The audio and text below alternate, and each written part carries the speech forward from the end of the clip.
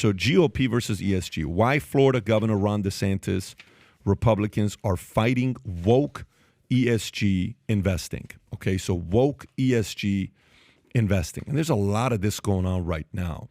Why do Republicans have a problem with ESG? The acronym for Environmental Social Governance Principles isn't widely known outside investment circles, but is fast becoming a popular GOP talking point in the run-up to 2024 presidential election. The GOP says the nation's top money managers are pushing an ideological agenda at the expense of financial returns in violation of their fiduciary duty in an effort to stop public pension funds from using ESG as a consideration when making investment decisions. Red states from Texas to West Virginia have pulled billions from BlackRock and other money managers, despite concerns that doing so may hurt.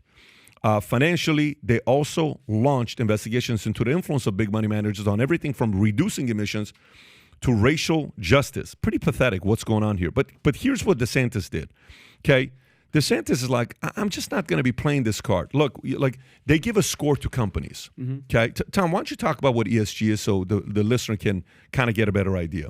Well, there's two things. There's ESG and then there's DEI. And what DEI is let's talk about that first really quick. DEI is a fair measurement of women, minorities, and all the groups that are in your company. The more diversity means you're reflecting the community and you've got fair hiring practices and everybody comes on. That's DEI.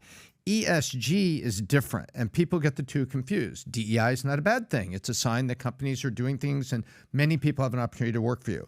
ESG is where you are taking political, unproven, and positional elements and you're pulling them into your company to operate for them, such as certain environmental things and certain governance things. So when you take a look at it, you're going from DEI, where you're doing good things that you can count with all the wonderful people that represent society as a whole that are part of your company, to ESG that's kind of, I think, and maybe. And what it's forcing people to do is make oddball decisions that don't optimize it. And I'll give you a simple example.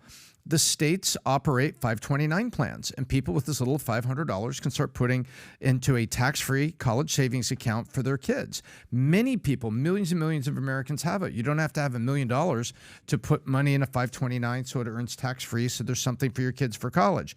But now, the funds that are in there that are governed by the states, they're following these ESG principles, and it is showing that it doesn't optimize the return. So people are going to be losing out on things like 401ks and on a 529 tax-free fund that you're in Iowa, you put $500 in, find a way to put a couple $100 a year, see if it grows, and you have college fund for your kid. But instead, the money managers are put in handcuffs and are forced to make ESG investment decisions. And when they do that, it's de-optimizing the return. It's a fact. I'm sorry, you don't have enough environmental investment. Well, we don't think that's prudent right now. We're looking at the market. We're investing in technology, medicine, these kinds of things. And we think that's all good. The energy sector looks good right now. Consumer, like Blue Jeans and other things, these companies look good. And we're making objective decisions about what we're investing in. The funds are, where's your investment in environmental carbon credit,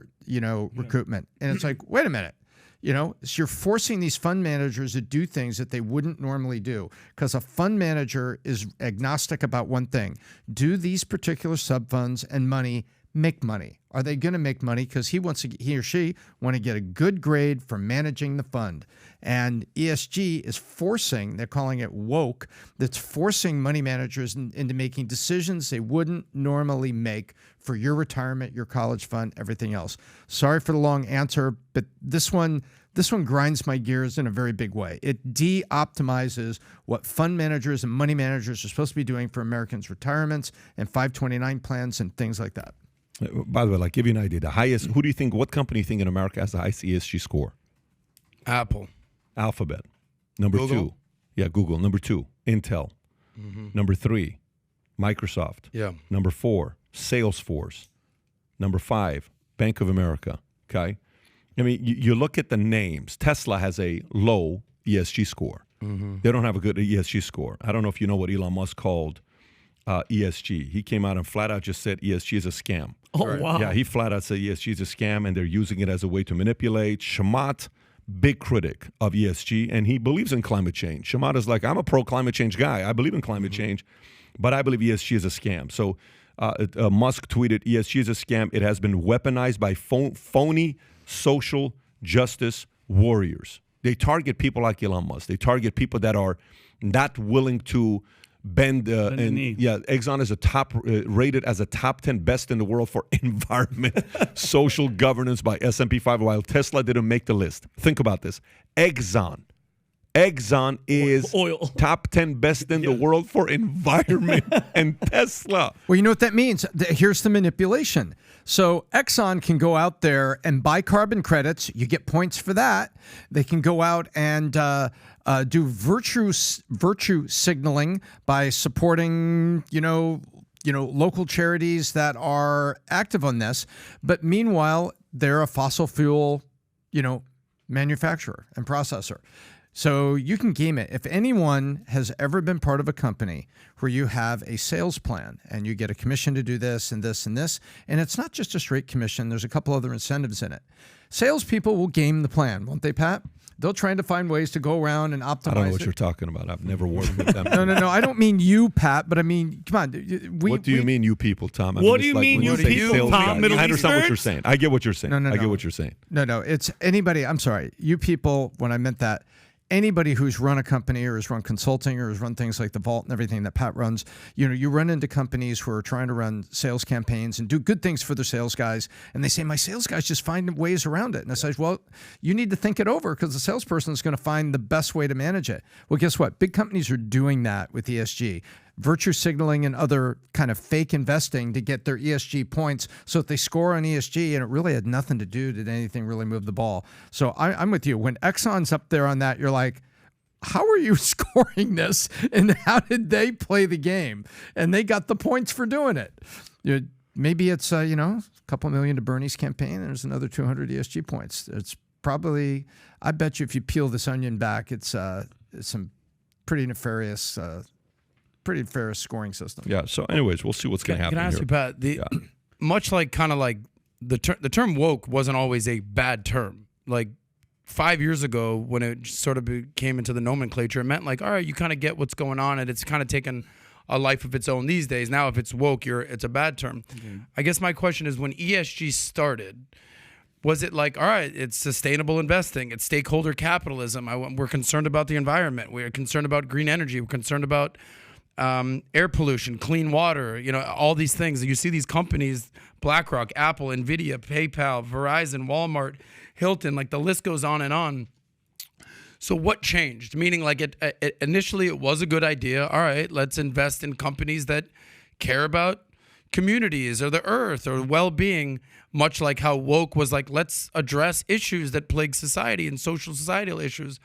But at some point, it's taken a turn for the worse. Like what Elon has said is like, all right, it's gone completely overboard. It's gone completely woke.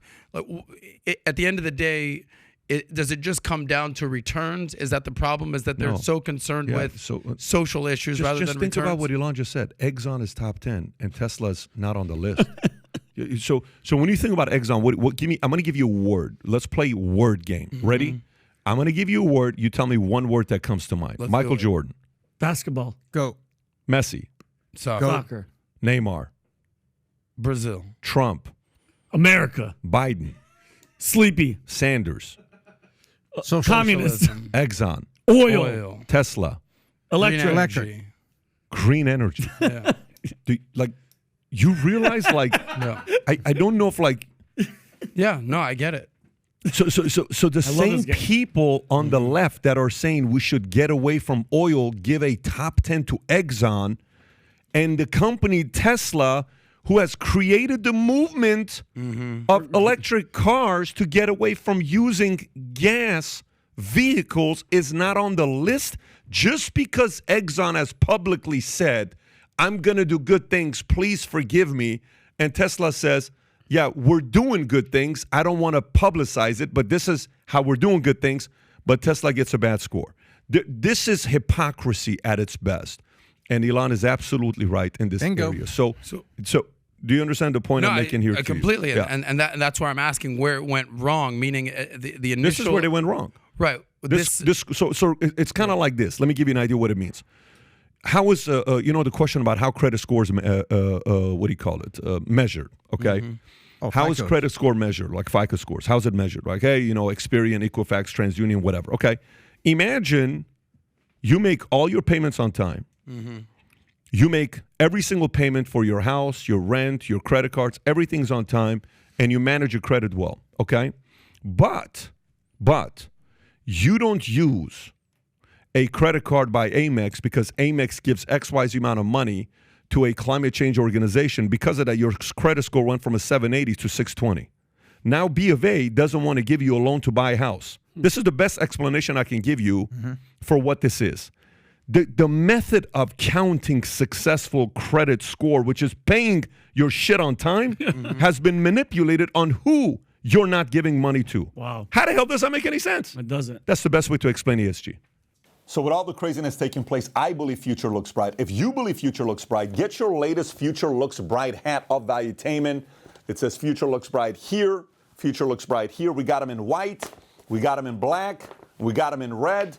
Our black on black sold out. These are about to sell out. If you haven't ordered one yet, we had a person in Michigan, bought one, then he bought 3. Then when those 3 people weren't in the office, they had to order 58 of them because people wanted the Future Looks Bright hat, especially during times like this, because ain't nobody saying Future Looks Bright. To order your Future Looks Bright hat, click over here. And to watch the entire podcast, click here. Take care, everybody.